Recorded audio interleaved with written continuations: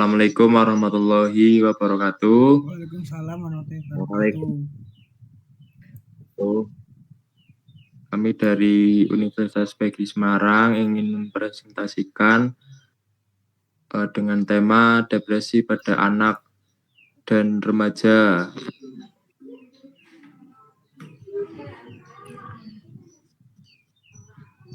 Oke, langsung saja. Anggota kelompok kami yang pertama, saya sendiri Dimas Budi Setiawan dengan NPM 23110113. Dan saya Divananda Sara Arifiansyah dengan NPM 23110120. Dan yang terakhir Muhammad Debito Cipangestu dan NPM 23110157.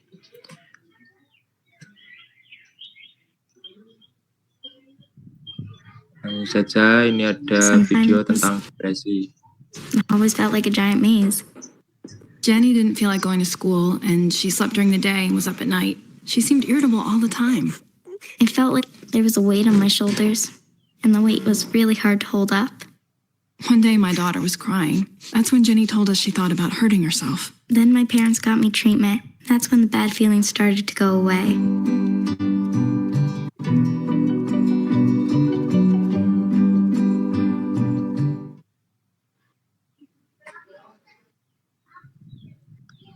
Oke, kesimpulan dari video tadi yaitu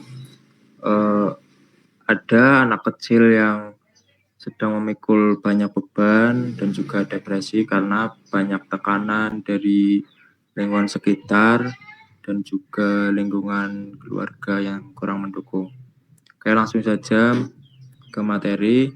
Pengertian dari depresi adalah kondisi kesehatan mental yang mempengaruhi tidak hanya orang dewasa, tetapi juga anak-anak dan remaja. Ini dapat bermanifestasi melalui berbagai perubahan perilaku seperti menarikan diri dari interaksi sosial atau mengekspresikan perasaan putus asa. Sekitar 5% anak-anak dan remaja di Indonesia menderita depresi, menyoroti perlunya kesadaran dan intervensi dini. Selanjutnya yaitu ada penyebab depresi. Yang pertama, ada distorsi kognitif, yaitu salah tafsir pengalaman dapat menyebabkan pikiran negatif dan perasaan putus asa. Yang kedua, penekanan lingkungan.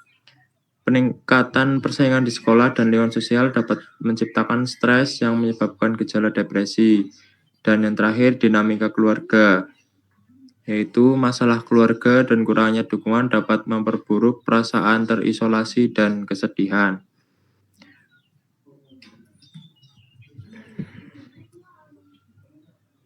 Selanjutnya ada tanda dan gejala.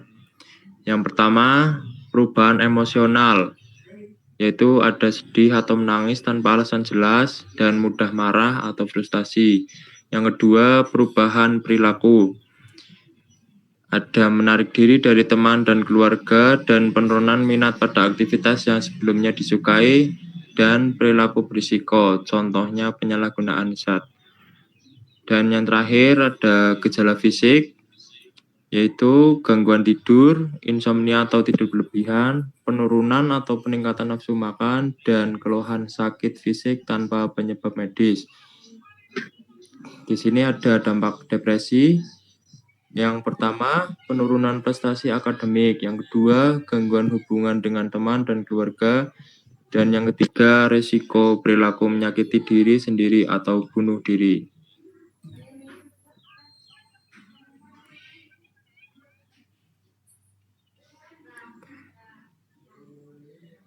Peran orang terdekat. Yang pertama ada orang tua. Orang tua bisa menjadi role model, hadir secara emosional. Yang kedua, guru. Guru menciptakan lingkungan sekolah yang ramah. Dan yang terakhir, ada teman yang memberikan dukungan sosial yang positif. Oke, next. Dan selanjutnya yaitu ada pencegahan. Pencegahan itu dibagi menjadi 3. Yang pertama kesadaran dan Pendidikan mengajar anak-anak dan orang tua tentang tanda-tanda depresi dapat memfasilitasi deteksi dini. Yang kedua, mempromosikan strategi mengatasi sehat, yaitu mendorong komunikasi terbuka dan ekspresi emosional yang sehat, dapat membantu anak-anak mengelola stres secara efektif. Yang ketiga, lingkungan yang mendukung, yaitu menciptakan lingkungan rumah dan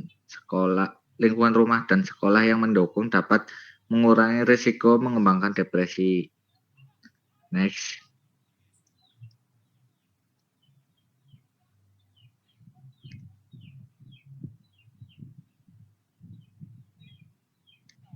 Di sini ada cara mengatasi depresi, yaitu strategi yang efektif untuk mengatasi depresi meliputi yang pertama, bantuan profesional, yaitu mencari bantuan dari profesional kesehatan mental seperti psikolog atau psikiater.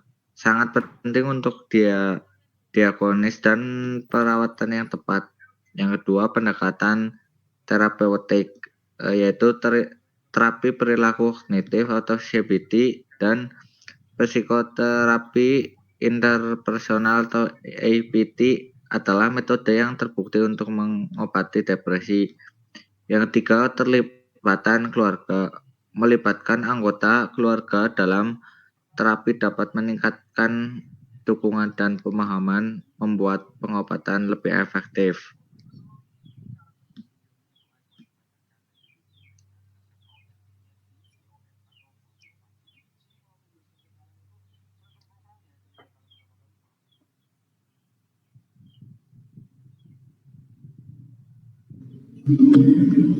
Oke, selanjutnya ada sesi tanya jawab. Bagi yang ingin bertanya, persilahkan untuk bertanya. Kami hanya menampung 3 penanya. Monggo. Saya izin bertanya. Ya. Apa saja tanda-tanda umum depresi? Bagaimana cara membedakan depresi dengan kesedihan biasa?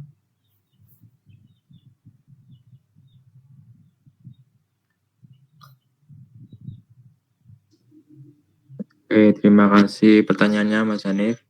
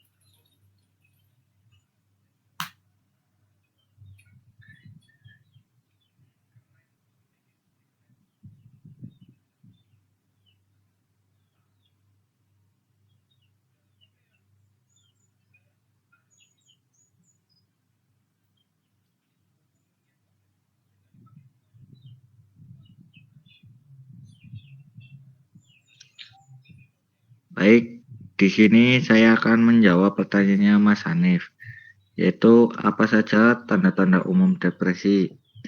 Bagaimana cara membedakan depresi dengan kesedihan?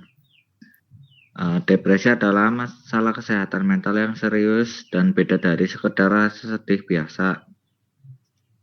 Berikut beberapa tanda-tandanya. Tanda-tanda depresi yang pertama, perasaan sedih terus-menerus. Selalu merasa sedih atau kosong atau putus asa hampir setiap saat. Dan kedua, hilang minat. Itu hal-hal yang dulu bikin senang, itu jadi nggak menarik lagi. Yang tiga, gangguan tidur. Susah buat tidur atau malah tidur terlalu banyak. Yang keempat, nafsu makan berubah. Jadi itu nggak selera makan atau malah makanan berlebihan sampai berat badan ikut berubah. Yang kelima, capek terus. Selalu lelah, nggak punya energi walau udah cukup istirahat. Susah fokus, sulit berpikir jernih untuk fokus dan bikin keputusan. Yang ketujuh itu merasa yaitu sering merasa bersalah atau nggak ada harganya.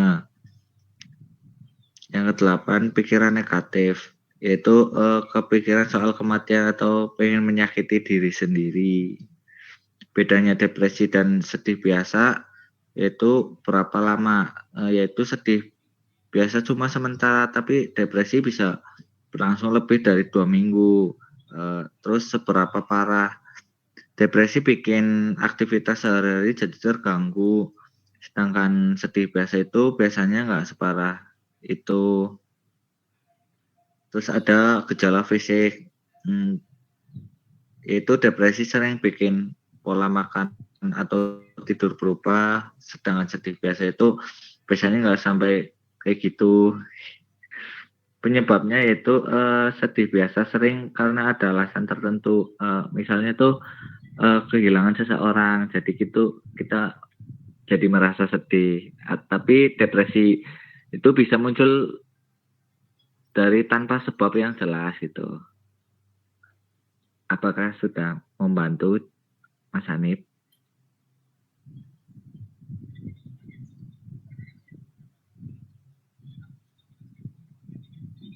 Udah jelas, Mas Hanif?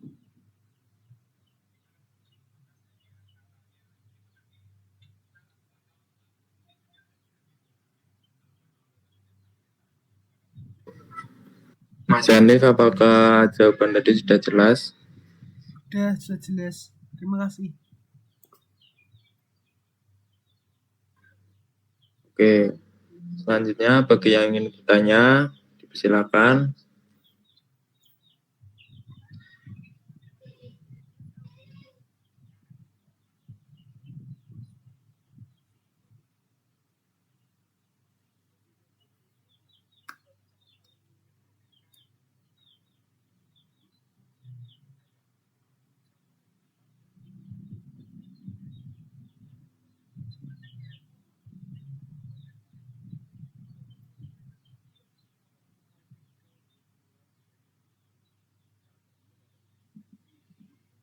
Oke, kalau sudah tidak ada lagi yang ingin bertanya, kami cukupkan untuk sesi tanya jawab. Oke, selanjutnya ada kesimpulan dari materi pada hari ini.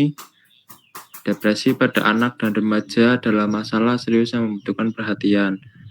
Pencegahan dan penanganan dapat dilakukan melalui kerjasama keluarga, sekolah, dan profesional. Jangan takut untuk meminta bantuan. Oke, sekian dari kelompok kami.